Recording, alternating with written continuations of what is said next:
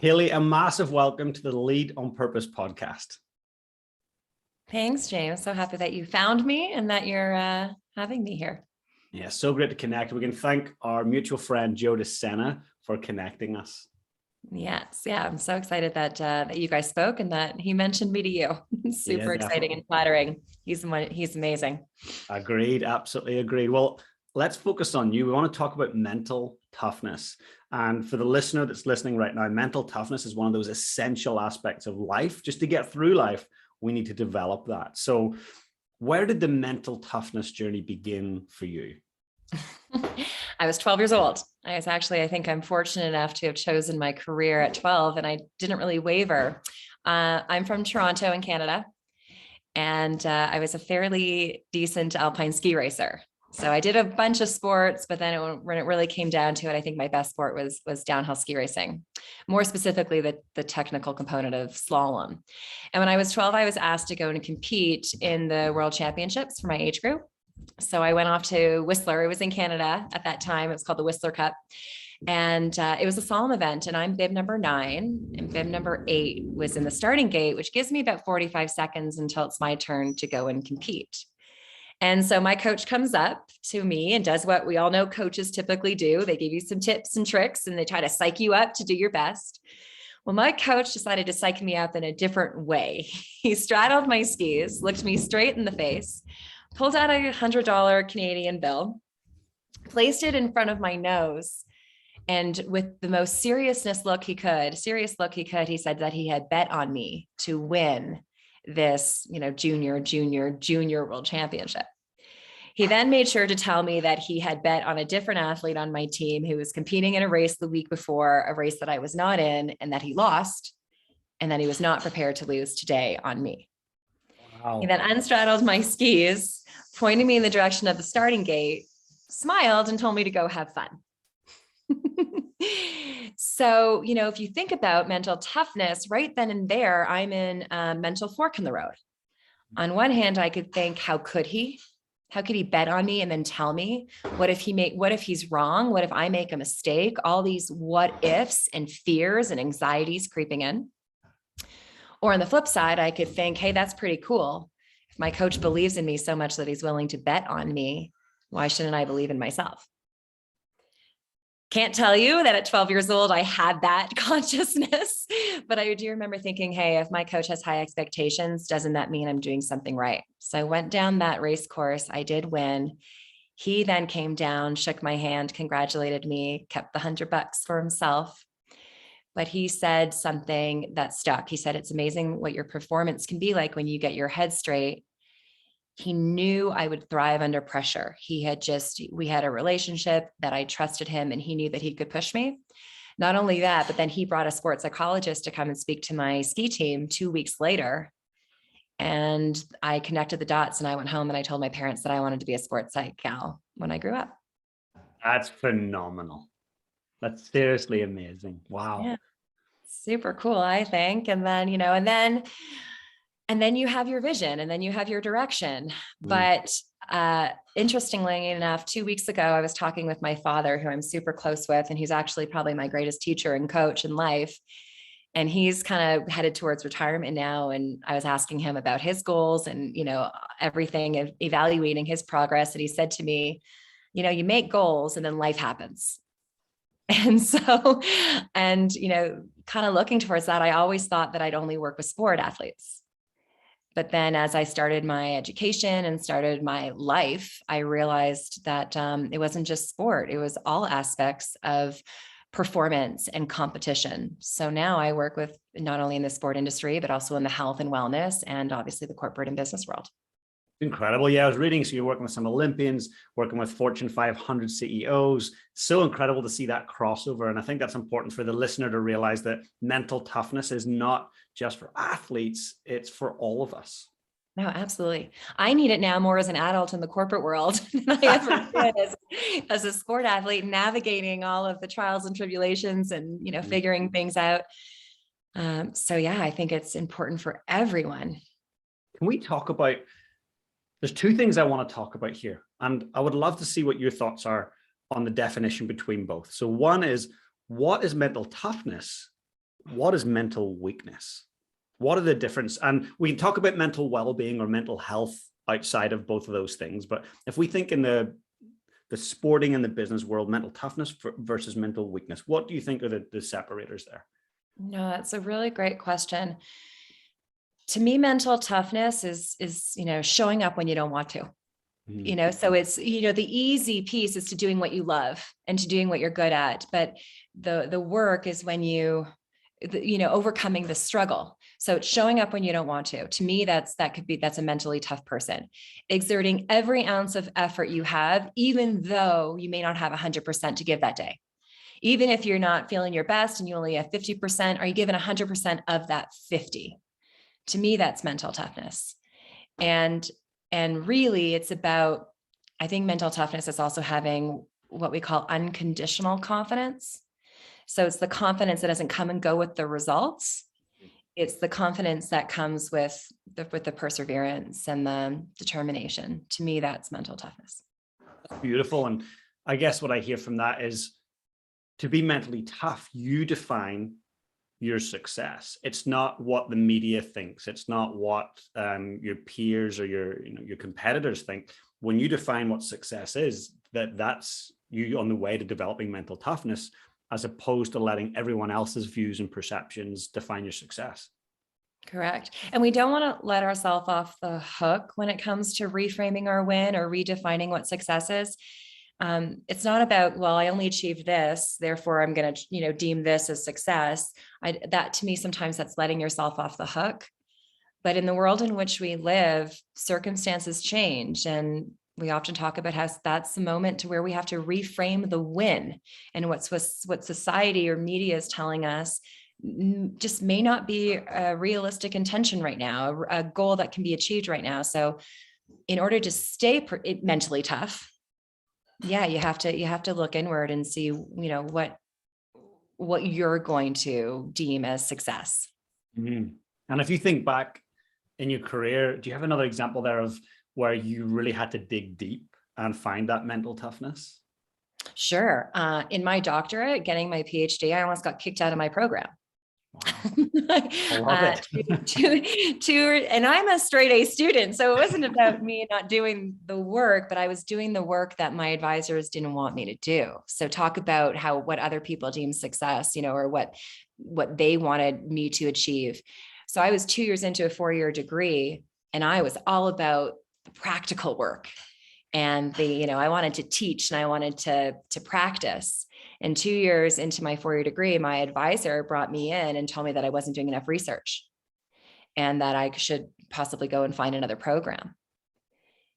And it was the first time that she had brought it up. And, I had to really look to see what I was willing to do and what I was not willing to do to be true to myself. So we found a compromise at the end, but I thought I was on my way. I'd already gone through, I had 2 more years left of a 10-year graduate degree, or, 10 years of I guess, undergrad, I guess, was 4 years, and then 2 years master's, and then a 4-year PhD. So I was so close to the end. And now I'm being told that I may not get that DR in front of my name because I didn't want to play their game. I didn't want to do it their way.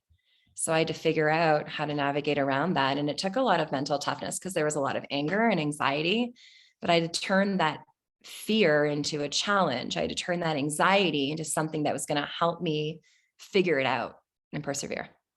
I love what you're saying there. When we think of a lot of the leaders, whether it's corporate or team leaders, we have that drive, that ambition to be successful, that competitive nature, right? And often that means we do want to do things differently. We do want to do things our way. But it sounds like you find a compromise. So how do you go about that? So if the person that's listening right now going, oh yeah, I'm very much competitive and sometimes I want to be going against the rules or against the grain, how can you be individual, be driven, meet those needs whilst also just compromising enough so you're part of the team? I think for me in that particular moment, and again, I had someone to help me work through this because I was learning myself, but I had to really understand what my advisor wanted. What was, I had to understand her side instead of just being angry at her and, blaming her, because that's not going to help. I really had to understand what her intentions were, what her motives were, what she wanted. And then knowing what I wanted, together figure out a way to move forward. Instead of me just saying, well, blaming her and becoming a victim, that was going to help no one. And I probably would have gotten kicked out, because then I would have put on my, be a defensive player. but being able to understand her desires, her intentions, her reasonings, then we could work together, which we did. And actually, I think we both got some research out of it, and which helped me. I mean, it's not bad to learn how to do research. It's good. Even though I didn't like it, I did it.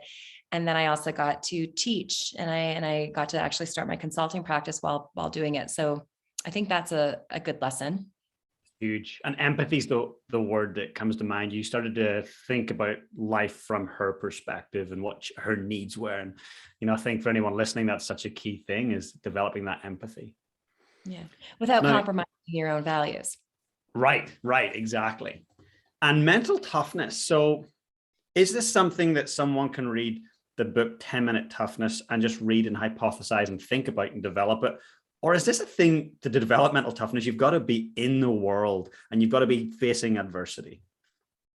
I think both. How do we develop skills? If I think about how we develop skills, I think about three ways. One is to watch and observe others. So expose ourselves to people that are doing it, and then and learn and watch them and role model, or I guess they're really role playing for us and modeling. But there's something that's called vicarious experience from that. So if we watch others do it, then we think, well, if they can do it, so can I. So it's exposing ourselves to people to develop mental toughness skills. Or sure, we can educate ourselves. We can read. We can learn tools, right? Educate, get yourselves in training, listen to podcasts like this where we're learning. Or you could jump right into the deep end and jump right in, climb up that steep hill, race down that trail. You jump right in, and you will definitely learn along the way through that experience. So sometimes I like all three. I like, making sure that I'm exposing myself to people who I admire and learning from them, definitely educating myself with the specific trainings and techniques, and then also just jumping right in and seeing what happens. I love it. The trifecta there. It's brilliant. So a book or a resource, what would you recommend someone that's listening right now to get on Amazon and order right now? What's a great book around mental toughness? So if I think about why people come to me, one of the main reasons, there's a lot of anxiety from competition right now. So competitive anxiety. I think there's a lot of intimidation with social media. So for those people who are listening, those people who have children on social media, there's a lot of jealousy, envy, but really, intimidation. And in sports, a lot of people will say that they train really well, but they can't compete because in competition, they have anxiety. And it's usually about focus on what other people are going to do to beat them. And even in businesses, I'm actually working with an organization right now. In a few weeks' time, I'm delivering a keynote to them and training, and they have, for the first time, they have real competition and working with them to go through it. So I think anxiety in a high performance environment is really key right now. So there is a concept in performance psychology that is called cooperative competition. And there's a great book out there called True Competition. And it doesn't just focus on competition, and focuses on all, performance psychology aspects. But I've been recommending this book quite often because I think it embraces motivational climate. It embraces, this concept of unconditional confidence and anxiety control. And even though, again, my background is sports, so even though it brings you, it delivers these concepts through sport, I think parents, I think children, people in the corporate world, people in the athletic world, anyone, even though it comes from sports, it can be applied to every life domain because it is the world in which we live right now. 100%. Well, I'll be getting the book, and I'll make sure and put it in the show notes for anybody that wants to order it. That's fantastic. Yeah. So that's my favorite book right now. I think it allows us to embrace, you probably have heard this term before, embrace the suck. Yeah, It absolutely. allows us to, embrace the anxiety that we're experiencing and use our best self to go and conquer whatever stress we're experiencing. Fantastic. And just before we look at mental weakness, on the anxiety side of things, do you have a go-to? Do you have a breath technique or some kind of mindfulness that you practice when you're experiencing anxiety? Yes. And so just to go to sports right now, I have picked up mountain biking in the last year. Cool. By far, this is my most feared sport. By far. And you think because I'm a skier, I can go downhill fast, no problem. No, I am scared out of my mind. And luckily I have a great coach who is my significant other. And so, which is not often the case when your boyfriend can be your coach too, but it goes well for us. But every time we're about to approach something really fearful or technical or tactical, it's just taking a moment, and literally it's a brief moment because this rock or twig or branch or downhill is right in front of me, right? You just take a moment literally to take a deep breath, but I'm specifically focused on my stomach. So when I inhale, it's a belly breath, feel your belly button expand. And then I lighten up something muscular. So it's for me, because I'm holding onto handlebars, I lighten up my grip. Right. And then from there, so I take a deep breath, I lighten up my body somehow, and then I actually zone into something very specific, technical or tactical. And for me, it's typically get my butt back because it's usually going downhill. So if we were to put that into a reset, it would be, again, take a deep breath, but from my diaphragm, from my belly, where you really actually experience your belly button expand, like you feel that belly button push out and then contract. And then somewhere in your body, there's going to be some muscle tension that is in response to your anxiety. So if you already know where that is, release it and then zone into something very technical or very tactical or something you do best. And you bring that to whatever meeting you have, or you bring that to whatever, stressor that you're about to experience. Really powerful. And I love that you talk about the diaphragmatic breathing and the difference between like high chest or lung breathing versus diaphragmatic breathing. So for the people listening, that's so important that we breathe like that, right? Oh yeah, absolutely. Well, if your breathing's in your shoulders, and you can see shoulders increase, coming up and down, your chest expanding, breath is really shallow. Mm-hmm. When you bring it down into your diaphragm and when you focus on that, it actually does three things for you. Physiologically, it's going to calm you down. So depending on how long you do it, lower your heart rate, release some muscle tension, change your skin conductance. Mentally, because you're really focusing on your diaphragm and your belly, you're practicing a mindfulness technique called centering. Your thoughts are literally on your center. So you're not focused on your past stressor, your current stressor, your future. You're giving yourself a pattern interrupt. And then emotionally, you're going to experience some calm and peace, which gives you a whole lot of room to then follow that up with something very technical or tactical on how you can move forward through that stressor. Amazing. Thank you for sharing that. That's hopefully the person that's listening right now is going, wow, I'm going to use that today. So that's fantastic. Or you can I'll share a funny story though. So there's he's now 8, an 8-year-old who's near and dear to me. And he's only known me for about a year. So he's been kind of watching and asking me what I do. And he plays sports and he's constantly falling down and getting back up. And he came to me about a month ago or so. And he goes, I think I have something to add to your presentations. And I'm like, what? He goes, well, so this is when he was in skiing mode. So now he's doing other sports, but because for the spring, when I was in skiing mode, he goes, when I'm afraid of when I'm on the mountain, I just turn around and then I turn back around more confident and then I can jump off the cliff. So, he said, turn around, take a deep breath, turn back around and become more confident and then jump off the cliff. And I think we are just constantly go. And we don't take a recovery pause. And a recovery pause is really just a reset, something very quick, something very simple. But we all think that we need an hour at the end of the day to recover, or an entire, evening or weekend or vacation. But I actually think we just need these quick little recovery pauses and these resets that will help us persevere. The power is in the pause, right? Oh, I like that. Yeah. You I got love it. that. Like what you're saying is powerful. So like, let's say we have a 10-hour day and we're in the corporate world. Well, like every hour on the hour, if you can just take a 30-second break and just do some of the breathing that you're suggesting, that's got to make a difference to your psychology, your physiology, right? Absolutely. And there are people who still will be challenged with the every hour on the hour, because well, what if a call runs later? This. So I actually have, in addition to that, because I do believe we need to move every hour, we need to move our body and get blood circulating.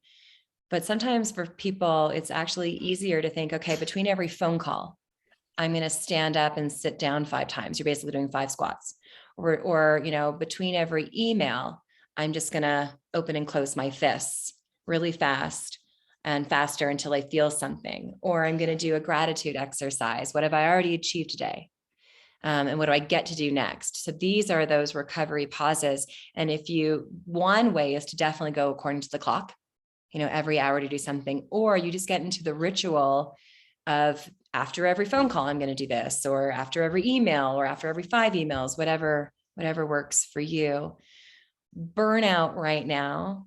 Burnout is, in the last 2 years, we've done a lot of research on burnout, and the emotional and mental exhaustion that burnout is actually not a result of these high extreme stressors. It's a result of limited recovery between the normal stressors of our lives.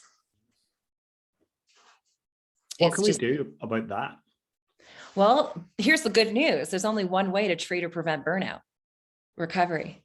There is no other solution, which is a great thing, because unlike nutrition, right, where there's so many different competing philosophies and programs, when it comes to burnout, it's recovery. And we can recover in 2 ways. One is stillness, deep breathing, meditation, the brilliance of boredom, just staring out the window for a moment. Or it's active recovery, just taking yourself out of one task and putting yourself into another, as long as that other creates some peace. But when you ask, what can we do, James, that's a really great question, because what we need to do is actually change our mindset about recovery. It's no longer a reward. People think that recovery is something that I will do once I get all these other things done, right? It's going to be a reward to crossing off my list. Or it's something I get to do when I have the time. Well, if we can go back to sports for just a moment, professional athletes do not recover when they have the time, nor is it a reward. It is a mandatory component of their performance program. That's amazing. And the individual listening right now, I want you to think about what Haley has just said. And this is how I feel about what you just said. Rest and recovery is not a luxury, it's a necessity. Absolutely. It's your performance program. It's part of that, which then gives you, and what does recovery do? It renews energy. So it actually then gives you the energy to be mentally tough, to show up when you don't want to exert every ounce of effort, and to persevere with your strengths. You can't do that if you don't have the energy. And the only way to create energy is to recover. So we really have to change our mindset about recovery. It's not a reward. It's not a luxury. It's not it is mandatory, and it doesn't take hours. Yeah. Minutes. Seconds. This is great. And I know that there's a few listeners that are in the hospitality industry and they run chains and restaurants. Please, for those that are in the industry, listen to this, because I know that many of your staff are doing 8 to 10 hour shifts and taking a 10-minute coffee or smoke break. Please pay them the 30 to 60 minutes and give them their break and their recovery, and encourage them to get off their feet every hour. It's so crucial. And I think there's certain industries where we neglect rest. We're like, no, this is hospitality, we can't do that. Yeah. One of my client accounts, am I able to say, are we good if I course.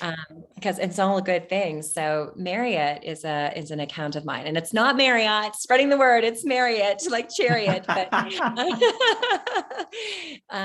so I work with them every month. And it's me coming in and delivering resilience training. And they are so on board with what you just said. And that, that's a huge hospitality company. And yes, it is the recovery piece. Life is no longer a marathon. I think we have to dismiss that. Life is not a marathon. It is a series of sprints. Sprint, you recover. Stress, you recover. Sprint, you recover. Stress, you recover. That's brilliant. And yeah, when you think of the Marriott, that's truly a global business.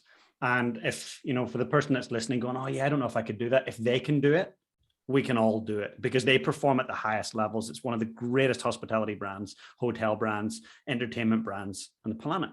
So I love that. And I guess 40, 50 years ago, and for those that are listening and not watching this, we didn't have these little bad boys. I just lifted up my iPhone. But often when we're resting and recovering, we just reach for this and we scroll and we look at messages and we look for reactions and hearts and comments. Truly, that keeps us, I believe, at a heightened state. I don't think this is true rest and recovery. So what role does digital technology play in our ability to, either burn out or not? Yeah. And specifically, it's the technology at night, right? So we want to break from the work. And so we turn on to our phones and these social media. And I'll be honest, I'm not a fan of social media. I am people and I think one of my weaknesses is that I'm not a great digital marketer for my own business because I'm not on social media all that much. But I do think that there is a benefit in that sometimes it does provide some joy. And even just some, there is a little bit of peace and calm, but you're still getting the stimulus. You're still not being able to choose what you want to watch because other people, the advertisements, and you're still getting thrown in all of these things that are not going to cause that recovery. So if in the perfect world, you would get to choose exactly what you get to see and watch and learn on social media. But unfortunately, that's not the case. So that's one hindrance of recovery, because you're there perhaps to get a distraction away from work and to throw yourself into what your friends are doing and to learn, but you don't have control. There's a couple of settings I'm sure you can take, but then you never know when you're going to get bombarded with things that will actually cause more anxiety. Then there's just the lights, then there's just the light. I mean, the blue light in those phones are the same as the sun. So if you're trying to physiologically recover, it's really hard to do when you're getting the stimulus that the sun gives us. You have the blue light blocking glasses. Would you recommend those?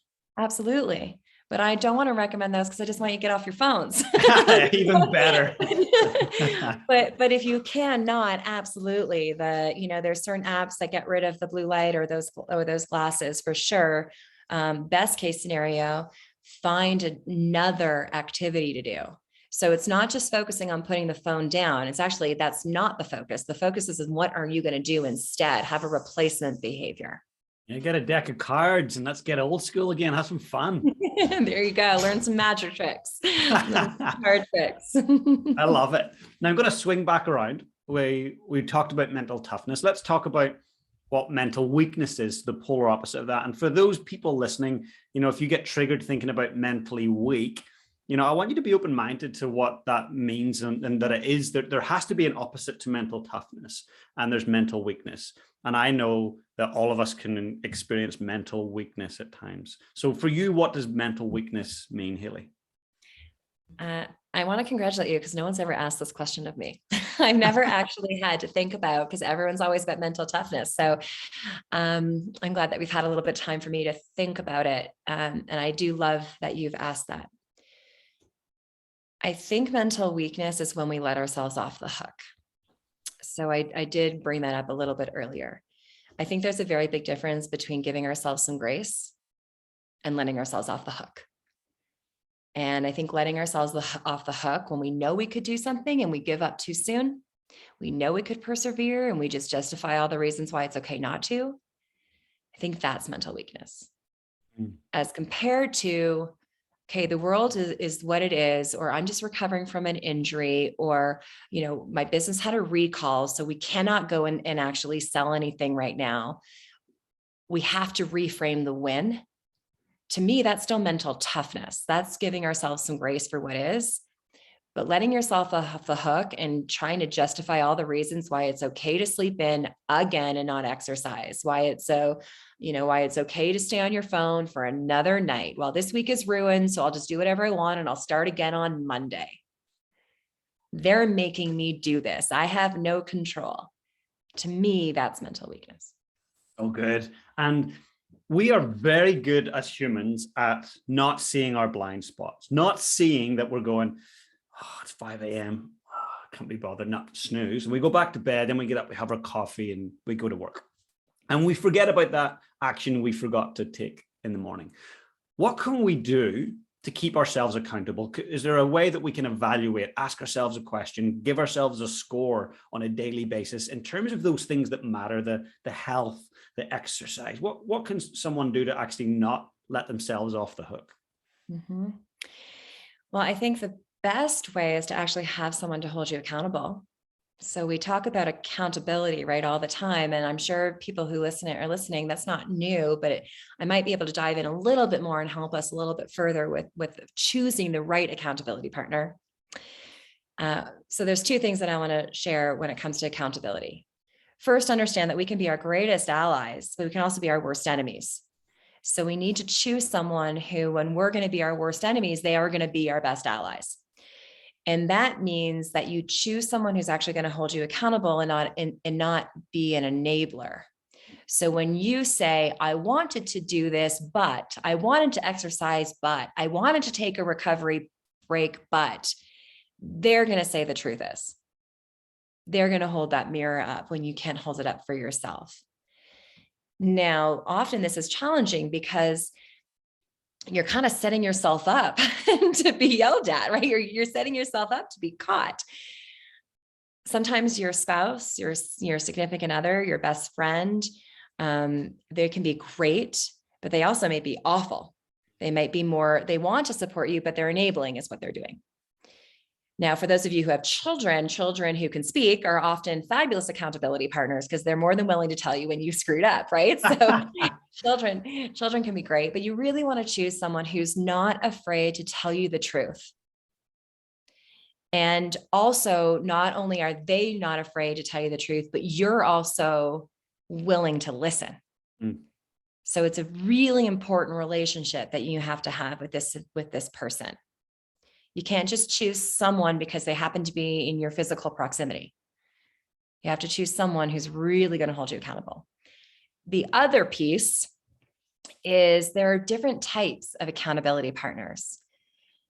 Depending on who you are as a person and depending on the challenge that you're trying to achieve, the intention that you're trying to accomplish, you might choose someone who's a fan, a cheerleader. You might want that for yourself. I know that for me, if I want a cheerleader, I just call my mom, right? Like my mom is my ultimate cheerleader. So good.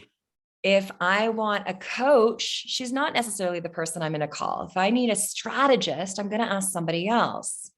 For me, it would be my father or my boyfriend. Those would be the two people that I would strategize with, and I really want to listen to their technical and tactical input. Perhaps you need someone who's kind of going to do it with you. So someone who's going to stand on the field with you. So again, there's different types. This is not just an easy choosing someone. It's really being strategic and then it gives you a best shot to go about it. Brilliant. And when you've got this accountability partner and you've set a goal and you keep coming up with the buts and and your accountability partner is doing a great job going, hey, come on, you said you were going to do this. Well, why are you not doing this? But this just keeps happening and happening and happening. So you're totally incongruent with it. And the partner's calling you out, but nothing's changing. At that point, what must you do? What could you do? Yeah. At that point, in my opinion, you have to change your focus. So let's just say, I want to exercise after work today, but I'm too tired. Mm-hmm. Okay. I'm sure Classic line, right? right. I want to exercise after work today, but I'm too tired. And no matter how much your accountability tells you, come on, it's, exercise is good for your health and exercise is going to let you do this. And we have a trip coming up, all this stuff, it's not working. I'm no longer going to be focused on the exercise after work. I'm going to be focusing on what the but is. And the but is I'm too tired. So now I'm going to set a goal around, reframing the too tired after work. So for example, if after work is 5 p.m., I'm going to advise the people that I'm consulting to have this big calendar reminder pop up at 4:45, not 5 p.m., but 4:45 saying you are mentally and emotionally exhausted. You are quite physically well rested from sitting down all day.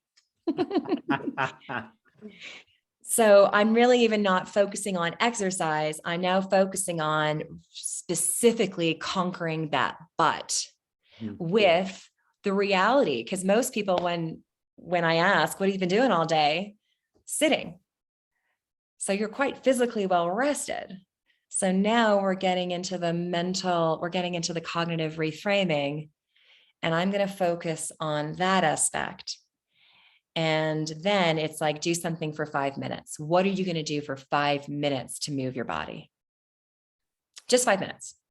And then in my experience, when you start focusing on that, but forget about the exercise for a second. But when you start cognitively reframing that but, and then just doing something relatively easy, 5 minutes, what are you going to do? Are you going to, go for a walk outside? Are you going to do yoga? Or are you just going to, do progressive muscular relaxation? Just 5 minutes.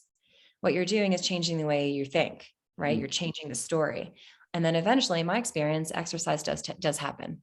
That's brilliant. And you're being that hyper specificity, you're using that for your subconscious mind going, hey, at 4:45, this is going to happen. You've been really specific. I'm well rested physically. And then you're saying, hey, I'm going to do it for 5 minutes. And so there's a specificity there. So I think to take action when you know exactly what's going to happen, I guess the chances increase greatly, right?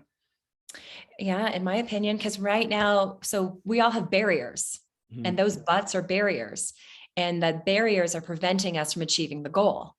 So now just for temporarily, I got to shelf the goal, and I got to now really conquer the barrier. That's brilliant. And that's simple. It's not easy, but it's not simple. Easy. Yeah, no, for sure. And then though I'm a really big believer in not doing it alone. And why bother? It's so much more fun to do it with people. So have accountability, I just have people help you. Why not? So good. And for a second, I'd love to ask you, where does mental toughness and mental well-being intersect? Where's that intersect there with, mental well-being, mental toughness? Because I've read David Goggins. I've watched David Goggins. I'm in awe of a lot of the stuff he does, and he's very mentally tough. But I know if I was to practice exactly what he does, I do believe that would not be positive long-term for my mental well-being. So where's the intersect? Where can we be mentally tough and still really respect and nurture our mental well-being? It's such a great question. When I think mental toughness, I think I want to develop mental toughness in pursuit of something.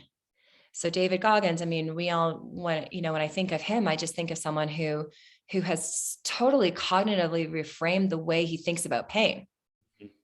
Right. And he focuses on the message and the lessons and the learnings and the embracing and the good things of pain to help him persevere.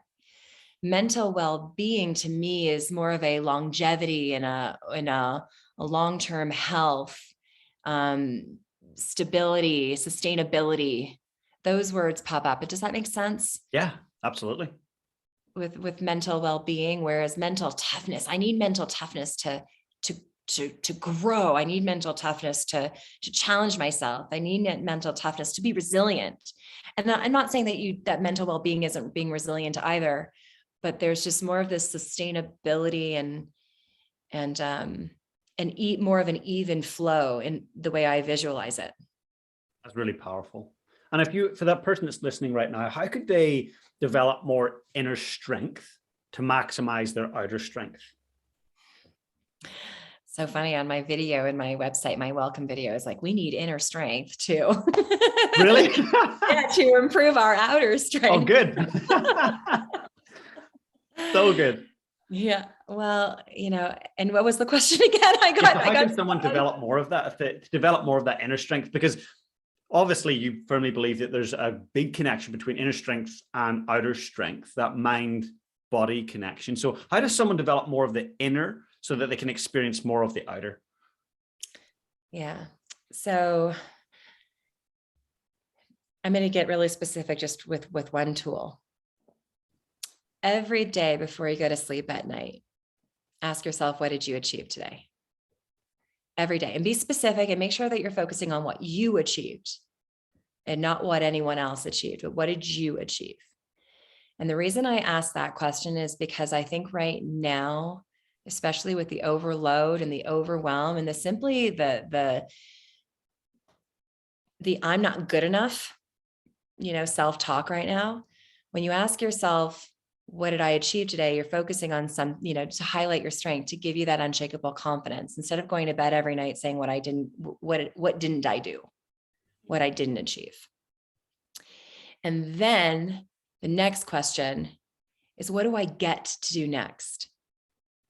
What do I get to learn? Who do I get to support? How do I get to be challenged? What do I get to do next?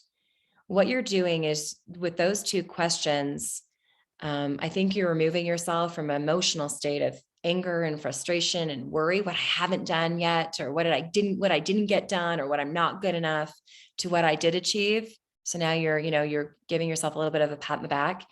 And then what do I get to do next instead of what I have to do next? Powerful. Is huge. It brings back your purpose. It highlights your strengths, and it creates energy from the inside. So that when you go out and you are challenged and you are supporting someone and you are learning and you are growing, you now have that inner purpose and energy and confidence to go pursue whatever you are pursuing on the outside. Please, for the listener that's listening right now, just press pause, rewind like 30 seconds and just write that down. In fact, I'm going to turn that one into a quote and put it up on social media and put your name on it. That was just brilliant. Hope so. I'm learning social media, so hopefully I'll be able to retweet it or at least like it. Yeah. No, it's phenomenal. Well, I'll tell you what, you've said a couple of times you're not good at social media. When you are BIF, people find you. So when you're the best in field, it doesn't matter if you've got the best social media, people come and find you. And that's what with you, that's how I found you. It's just like people talk about you and what you do. So you'll get good at social media. That'll be something that just happens, but you've got a great skill set that people want to know about. Well, thank you. And it's interesting, if I'll just use myself as an example, if you don't mind. Of course. I'll be honest, social media is a big stressor for me. It really, truly is. And everything that I've learned is, and what to do this. And I just really, it's a struggle for me. So I'm just going to call it a big mental block, a stressor. And, when we're confronted with big challenges and stressors, there's some people look at it as, I just got to take it one step at a time, right? We break it down one step at a time. And that's great. But what about this technique, which is what I'm doing for myself and what everyone can do for themselves? Think about who you are when you're your best, like who you are. And I think that I am bright. So I think about like the sun, and what the sun gives the earth is what my brightness gives me. I'm curious as opposed to judgmental, and I listen. And when it comes to social media, what I'm doing for myself is every time I create a video and I post it on the various channels or send a message out to my distribution list, I tune out my insecurities. I tune out my mental weakness, if you will. I tune out all that. And I tune into the fact that I want to be bright with every video I create. I want to be bright with every post that I make. And that is something that I'm working on so that I can share my best self to help other people highlight their strengths. And I think we can do that with any stress we're experiencing. That's powerful. And I want to go back to that because I actually did want to ask you, what is a mental block? But what I heard you saying, that a mental block is a stressor. To me, a mental block is a story that we tell ourselves. Doesn't matter if it's real or unreal, it's your story. A story that we tell ourselves that has the potential to debilitate our performance. But I say the potential, because we're either going to let it run its course or we're going to stop it in its tracks and conquer it. How do we stop it? So let's say we've got this mental block. Let's say it's someone who's applying for a big promotion. They're wanting to apply for president or CEO, or they want to be the captain of the amazing sports team. And they've got this mental block around, oh, I don't know, I'm an imposter. I don't think I've got the background, the experience. So they've got these kind of mental stories. How can someone overcome that so that it doesn't stop them? When I teach in my consulting practice or in my keynotes or trainings, I have 3 solutions that I share with people on how to overcome their mental blocks. And I've never come across a mental block where one of these 3 doesn't help. So the first one is ask yourself, can you change your situation? It's the people you're around or the environment that you're in. Something, I'll just give a specific example of a person I was consulting with last week. She's obviously, because of COVID, she's doing a whole lot of virtual presentations. She used to do more of like boardroom, get up in person and speak. And she's experiencing a lot of just mental block around the virtual. And we talked about it and she's like, I feel very cluttered. I don't know that I know that I'm going to say. And when we looked at the situation, when she walks into the boardroom, sure, she may have like a cue card of notes, but she's just really clear. When she opens her computer for virtual, her desktop is a mess. So she opens her computer and she's just bombarded with all of this clutter. So changing her situation was really just getting rid of the clutter, cleaning up her desktop so she has a clean, environment that she walks into when she gives a virtual presentation. So that's an example of changing your situation. If we're bored at staring at one wall, we've been working facing the same wall, you turn around and you focus on another wall. Changing your situation, I really can't say much more than just looking at who you're with and the things around you. But if you can't change your situation to help with your mental block, then it's a little bit of that cognitive reframing and changing the way you look at that situation. So for example, if someone puts pressure on you, right? You're going out and someone, like my coach, bet on me to win. I was either going to think, oh no, how could he? Or, oh yeah, it must mean that he really believes in me and I'm doing something right. So, for everyone out there who's the captain or going, looking for a promotion, becoming an executive, if people are expecting certain things of you, isn't that a good sign? Doesn't that mean that you're doing something right? So we reframe it. And if you can't do that, then you must accept what you are afraid of. You must accept what makes you anxious, and then focus on you bringing your best self towards that stressor. So there are certain things, I have insecurities when it comes to social media. There's a reason why I have this mental block. And one of the things is that I accept that people are going to see certain things. They accept that they're going to hear me stumble and mumble and make mistakes. And I accept that, but I'm going to focus on bringing the bright side of social media. That's what I'm going to focus on and doing the best that I can to help people highlight their strengths. So I'm focusing on what I can do to help, and that helps me conquer my mental block. Love it. That's really, really, really powerful. So when we're thinking about what we're bringing and we're focusing on that, you mentioned values right at the start of our conversation. So that brightness and that thinking of the sun and bringing this impact to people, I would love to chat for a minute about your values, 2 or 3 of your personal core values, just to see where the alignments are there. So what would you say are your key or core values? I have 3: health, love, and adventure. So beautiful. And I can see the brightness, right? So that you started with, health, love, adventure. That's so cool. Where do they come from, and how do they, let's start with, where do they come from? I'm a student. So even though I teach this, one of the greatest things that I get to do is learn every day. Mm-hmm. And purpose is something that we're definitely teaching a lot about now. We're helping people. I don't think we're helping people find their purpose. I think we're helping people bring it to the forefront. They already have it. And so when we do the work, we think about, who we are when we are our best, and what values are the most important to us. And in order for me to teach that, I have to lead by example. right? And so I just kind of took inventory of my life, took inventory of my experiences, took inventory of my goals, took inventory of what makes me happy, what makes me sad, what makes me feel accomplished, what makes me get down on myself. Absolutely health. If I'm not eating properly, if I'm not sleeping properly, if I'm not exercising the way I like it, I get down on myself. I get upset. So that is definitely an important. Love. I am so fortunate that I have some really good friends and my family's super close. And unfortunately, there's, been obviously in the last couple of years, there's been a lot of death and suicide. And I remember having this conversation with someone, and I was thinking about it. And for myself, I was like, you know what, something were to happen to me right now, there is not one person I care about most that doesn't know how I care about them or what I think about them. And unfortunately, if anyone in my life were to have an unfortunate incident, they know my feelings toward them. So that was really important. So love.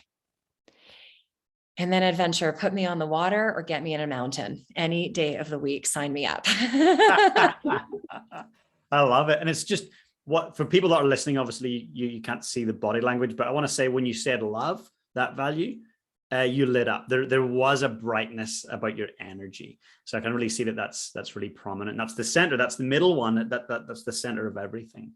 So for those that are listening, if you don't know what your values are, please do the work and define what those values are. Now, once you define your values, why is it important to have values? I think of them as a foundation, obviously, of our life, and they shape beliefs. But for you, so your values, what do they help you shape? It's my North Star. They're my North Star. They're my guiding force. When life gets really tough, when things bad happen to me or the people that I love, it's my values that get me out of bed and help me move through, right, left through life. Yeah. But I want to address one thing that you just said. You're offering and challenging everyone to find their values. I will tell you already a mental block that might pop up if I can. Yeah, of course. There are so many values, hundreds of values, right? Integrity, friendship, compassion, gratitude, empathy, adventure. There's health. There's so much. And I can't think of one value that I don't value. Right? I can't think of one value that I would not want to have. But if we're trying to have everything, we will have nothing, because it's just too much overload and overwhelm. But when we direct ourselves to have a few, and I like the number 3, if we focus on just having 3, so for me, health, love, and adventure, if I focus on bringing those into my life, I'm probably going to be kind as well. I'm probably going to be empathetic as well. I'm probably going to be genuine, and, so other things will naturally pop up. But having 3 gives me direction. And when you have a direction, you pay attention to that, and then you take action. And this is a great book. If we could just, again, it's not new, it's an old book, The Psychology of Persuasion by Robert Cialdini, or Yes. I actually like the Yes. He talks about 3 is a great number. More than 3, we get confused.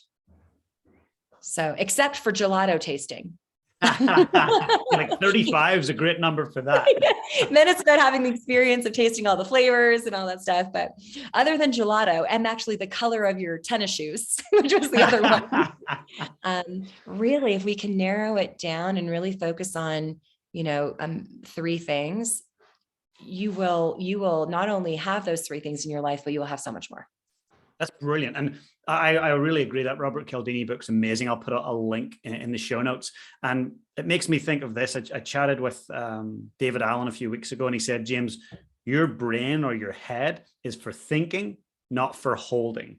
He's like, after 4 things, he's like 3 or 4 things, you're not using your brain well. He's like, it's not for holding things, just use it for thinking. And when you said 3, it made me think of this. I wanted to bring this up because I think it's really incredible. These are not my words. These are Dr. Haley's words. They're amazing. Our thoughts impact our emotions. Our emotions alter our biology. Our biology increases our performance. You watched my video. Yes. My website. It's phenomenal. It's so good. So folks, I want you to listen to that. And I'd love for a second, if we can, just unpack that. So I'll repeat it again for those that are listening. So our thoughts impact our emotions alter our biology, and our biology increases our performance. Every thought that we have creates, an emotion, whether that emotion is going to be one of like fight or flight, survival, anger, frustration, worry, fear. Every thought will create that, or it will create one of optimum. So like Mihai Csikszentmihalyi's flow state, an emotion of challenge and excitement and passion, or a thought will create peace and harmony and serenity, or it will create sadness or, despair. So every thought definitely has a consequential emotion. Now, I think it goes back and forth then, right? Because then your emotions subsequently, alter your thoughts. But I'm a strong believer that everything we think will then impact our emotions, and your emotions, depending on what you're feeling, is either going to release serotonin and dopamine and epinephrine, or, certain muscle tension, skin temperature, and heart rate. And then those bodily responses, your physiological and your biology, then alters your behavior, which is essentially your performance. And then it goes round and round and round again. So if we can optimize what I call the optimum energy flow, get your thoughts right to create, create the good emotions, and then have your body respond, and then go and perform your best. So your mind starts, it's so funny. Like in my profession, I'm a big believer in thinking less, but more strategically. So when you set up your mind and you go through, then you can just kind of shut up your mind and let your body know what it does, let your body do what it knows to do without you getting in its way. Yeah, of course. And those thoughts, like you mentioned, the questions that you would ask yourself in the evening, they really stimulate positive thought around what do I get to do? What have I achieved? What have I accomplished? So how else can someone, because obviously we have some subconscious thoughts that just come in and they might be negative, so we can let those go, but how can we more proactively just start to think in a more empowering way? So I think, remember at the beginning when I just said, my 3 best words about myself: bright, curious, and listen. Again, I'm so lucky that I get to teach this every day, so I get to learn it every day, but I would recommend everyone take the 3 words that describe them at their best.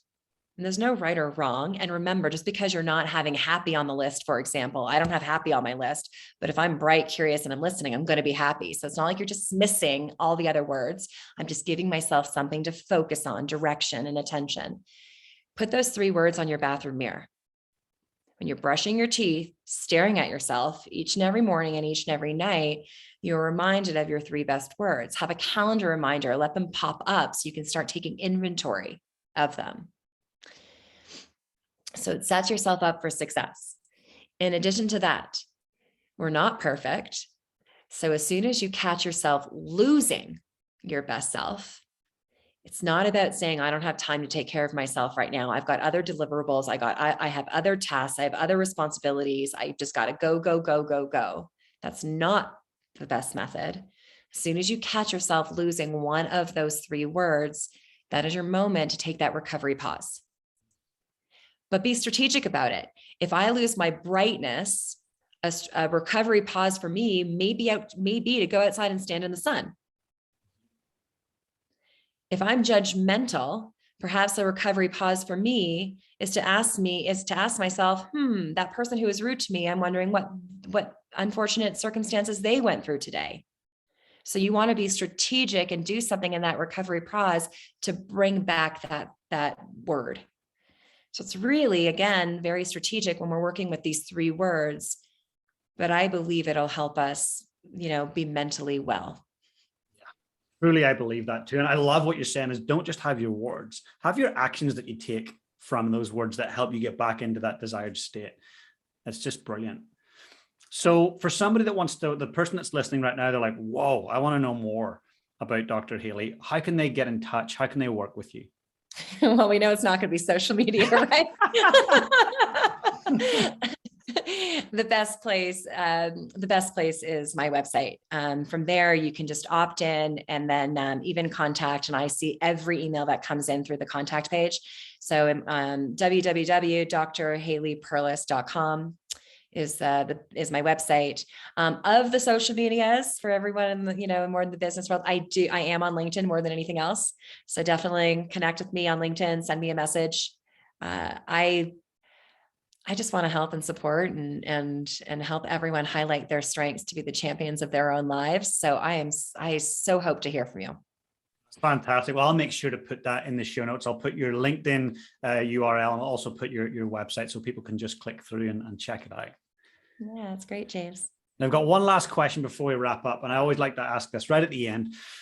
So if we fast forward many, many, many years, and it's your last day on Earth, and someone near and dear, they're maybe 40 or 50 years younger than you, they come to you and they say, Haley, what's your advice to me?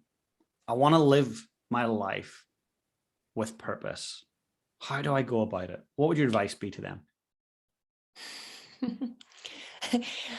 I'm going to laugh at this question because I'm going to say it, but I'm somewhat hypocritical. Only not in like life general, but just in my most feared sport right now. Eyes wide open is what would be my advice. So what do I mean by that? I love people with vision. If someone comes to me and they have a specific goal for their life, of course, I'm like, let's do that. But I don't want people to close off any opportunities that they may not even realize are going to happen, but then do. If that makes any sense. We don't know what we don't know. So I love everyone having goals and direction. I wanted to be just sports psychology. I wanted to just focus on sports, but then I was fortunate enough to have opportunity where I could be in the corporate world and the health and fitness world. And if I just focused on my one goal of sports, I would have neglected such a valuable part of my life. I wouldn't have been able to live certain experiences. And for me in the future, I'm still young. I'm still going for it.